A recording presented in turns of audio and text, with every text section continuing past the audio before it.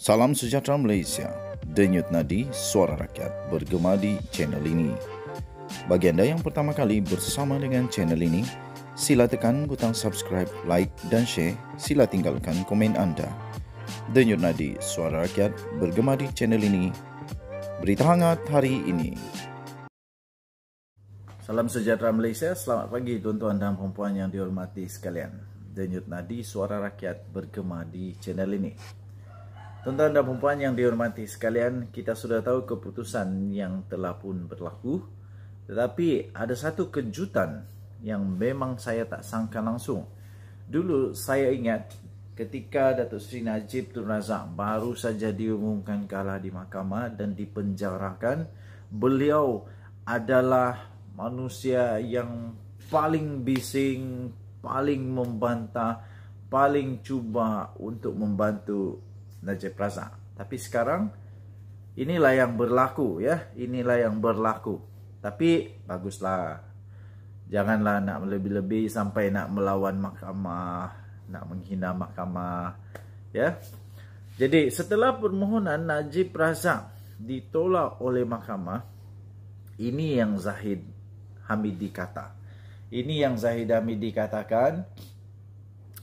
Beliau berkata, ini yang nak kongsi kepada anda semua ni.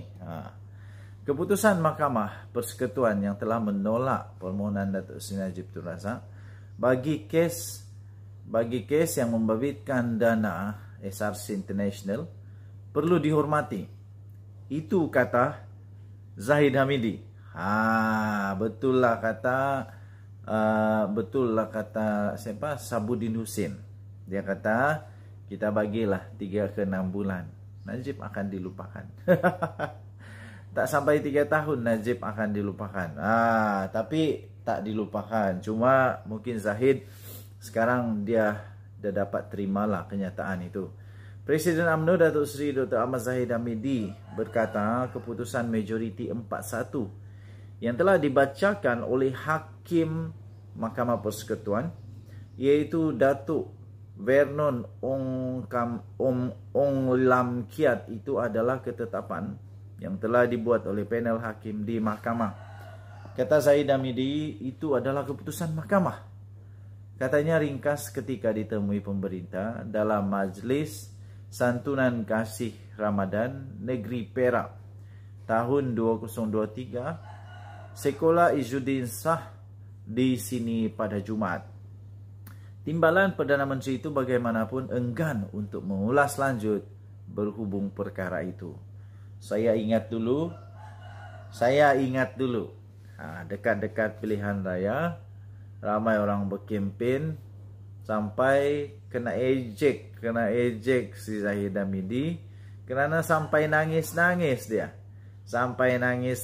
dia ketika berucap untuk Najib Razak. Tapi baguslah, sekarang saya pun bersyukur juga kerana apa? Kalau Zahid Hamidi dah berubahlah, dah boleh terima keputusan bahawa itu adalah keputusan mahkamah dan itu bukanlah satu yang tidak adil atau zalim. Mahkamah Persekutuan pada Jumaat yang lalu atau kemarin telah menolak permohonan Najib untuk mendapatkan kebenaran bagi menyemak keputusan Mahkamah Persekutuan yang telah menolak rayuan akhir kes penyelewengan dana RM42 juta milik SRC International Sdn Bhd. Susulan itu keputusan yang dibuat pada tahun lalu, pada 23 Ogos pada tahun lalu dikekalkan iaitu penjara 12 tahun. Makna kata 2022, 23, 24, 25, 26, 27, 28, 29, 30, 31, 32, 33, 34. Tahun 2034 barulah Najib Razak akan dibebaskan daripada penjara. Okey, jadi kita bersangka baik, kita mendoakan semoga Najib Razak akan terus sihat untuk menjalani proses pemenjaraannya sehingga akhir tempoh. Kita jumpa lagi. Selamat pagi Malaysia. Selamat. Salam sejahtera Malaysia. Denyut nadi suara rakyat bergema di channel ini. Terima kasih tuan-tuan dan puan yang dihormati sekalian kerana terus bersama dalam channel ini. Terima kasih yang sudah tekan butang subscribe. Terima kasih yang selalu bagi komen. Terima kasih yang sudah join member.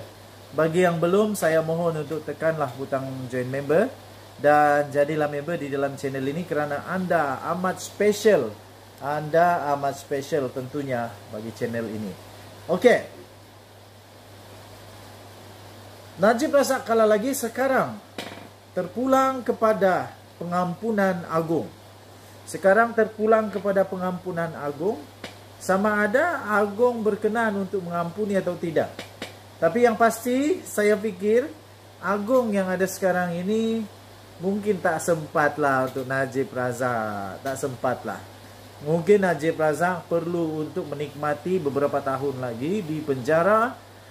Sekurang-kurangnya kalau saya tak silap, sekurang-kurangnya secara biasanya, sekurang-kurangnya Najib perlu menjalani 30%, 1/3 daripada tempoh. Jadi maksudnya 4 tahun lah, 4 tahun dalam penjara. Kemudian barulah boleh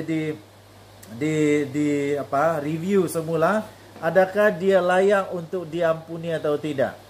Mahkamah Persekutuan pada hari ini telah mengesahkan menolak permohonan Najib Razak untuk mendapatkan kebenaran bagi menyemak keputusan Mahkamah Persekutuan yang menolak rayuan akhir kes penyelewengan dana 42 juta ringgit Malaysia milik SRC International Sam Berhad.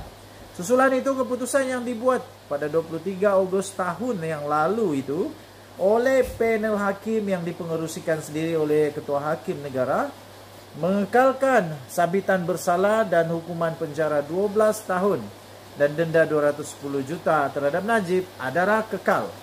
Ini bermakna bekas Perdana Menteri itu kekal di penjara Kajang dan pilihan terakhirnya untuk dibebaskan ialah menerusi pengampunan diraja daripada Seri Paduka Baginda yang di Pertuan Agong. Najib dilaporkan sudah pun memfailkan petition untuk mendapatkan pengampunan tersebut pada 2 September tahun 2022 lagi. Jauh lagi kot.